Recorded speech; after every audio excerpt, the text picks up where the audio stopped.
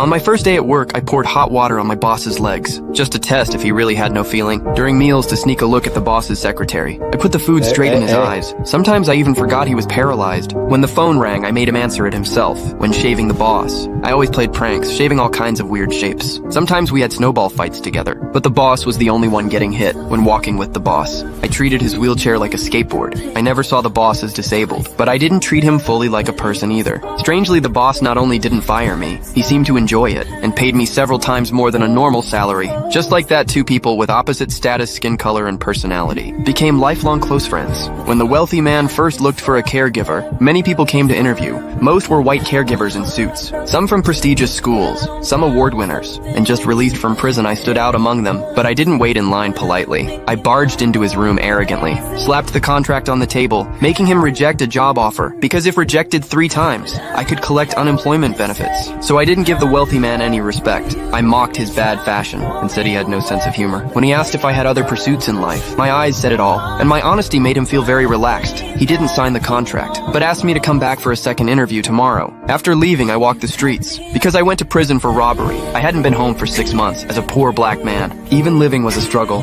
Seeing my brothers and sisters at home, even taking a shower was impossible in peace. My mother carried all the burdens alone. I had been missing for 6 months. Now I suddenly appeared with just a colorful egg, which I had stolen during the interview at the wealthy man's house. My mother wanted to know where I had been all this time, but I didn't want my family to know that I went to prison for robbery. My mother felt hopeless about me. With nowhere to go, I became homeless, relying on friends for food to survive. Even though the city was full of tall buildings, I had no place to stand. In the early morning, I went to the wealthy man's mansion, planning to grab the rejection slip and leave, but the butler showed me around the whole villa and gave me a super luxurious bedroom. I had no intention to work, but seeing the fancy bathtub, the offer was already impossible to refuse. At that moment, the wealthy man was getting a massage. I picked up the signed rejection slip ready to leave, but he stopped me. Quoi?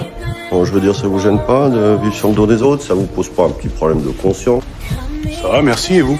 He really liked my humor, so he decided to give me a 1-month trial.